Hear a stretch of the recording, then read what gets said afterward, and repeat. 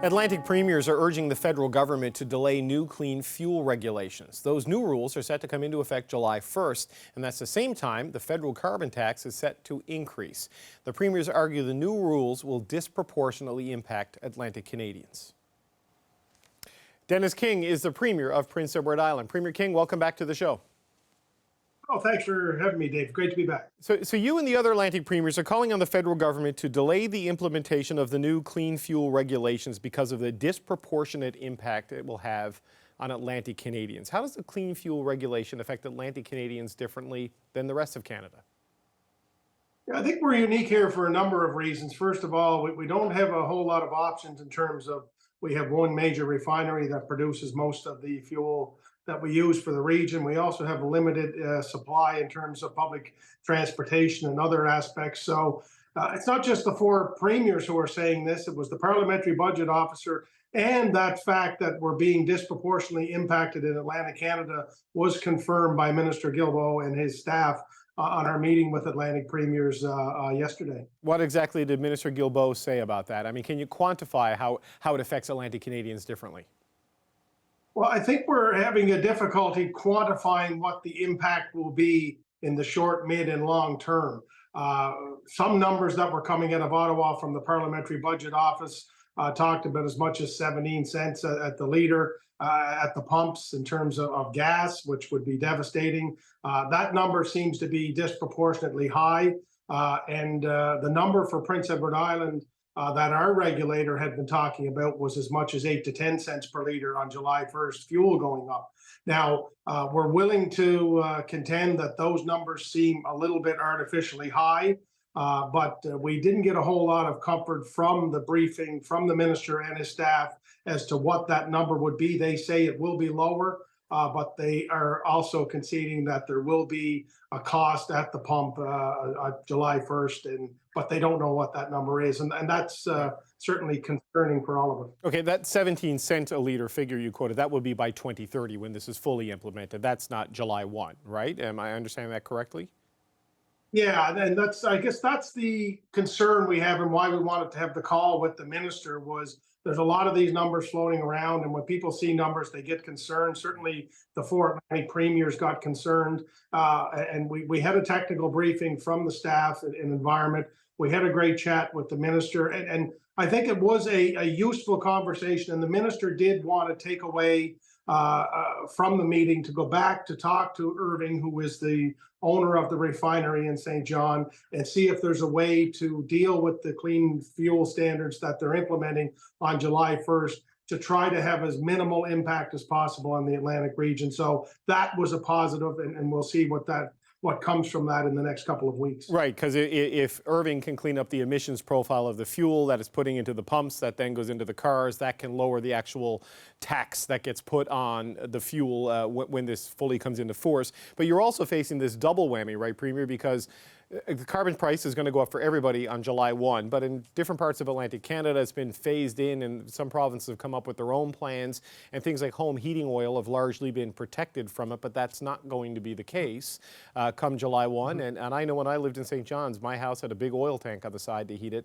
That's an unavoidable thing that's pretty widespread across the region.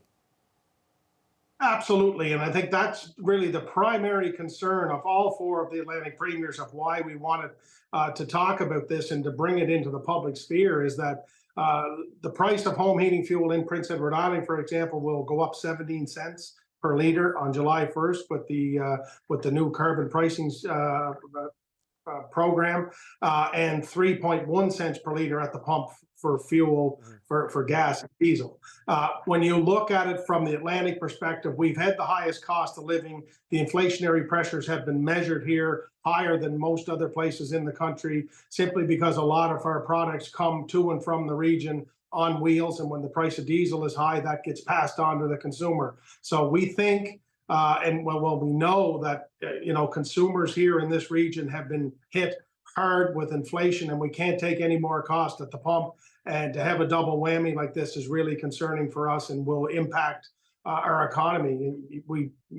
PEI July 1st, that's peak tourism season. So does that make a big change in people driving to PEI for their summer vacation this year if the price of fuel is going to be even higher than what it has been. Right, so you said you had a good meeting with Minister Guilbeault, but did he give you a clear sense of whether you can expect this reprieve? I know you mentioned he's going to talk to Irving to see if there's a technical solution maybe at the plant to mitigate some of this. But what if you can't get a reprieve by July 1? I mean, what are the consequences there? Yeah, and by having a good meeting, David, I think all of us as a region have really tried hard to work with the federal government to reduce greenhouse gas emissions, and we have been leaders in the country for a large part with our emissions program and our commitment to greening of the environment. You know, we wanted to make sure the minister was aware of that and validated that from his perspective. And the fact that he will sit down with the refinery and see if we can find a way through this, I think is a positive for now. I think we're getting closer every day to July 1st, so we're obviously worried about that. And if nothing changes in this regard, I think we're going to see an increase at the pump at a time when we've already had the highest cost of living, the highest cost of fuel in the region, and it's going to go higher based on a carbon tax increase and the clean fuel standards impacts. And that's going to be difficult for islanders and Atlantic Canadians to absorb. I wonder, Premier, what's your sense of the political risk here for the Liberals federally? Because I've seen Pierre Poilievre in Newfoundland and Labrador a lot and in Nova Scotia a lot talking about this issue, and it seems to be resonating, particularly in the rural parts of those provinces where people have big trucks and drive long distances. How much of a political challenge is this for the federal government to find some way to mollify your concerns? Look, David, that's a great question, and I'm trying not to avoid it, but I really hope this isn't a political decision. I've heard it said before that impacts to our region are less important in Ottawa because this would serve the government well in Montreal and Toronto and Vancouver. I really hope that isn't the case here. I get the genuine sense, quite honestly, that the Minister of Environment wants to go back and come up with an agreement that will have the least amount of impact at the pump. I believe that is true. But I'm a politician, you cover politics. If something isn't able to be reached and the price of fuel goes up, I think all politicians will bear the brunt of that, and our federal partners will have to carry a big part of it because will be their doing.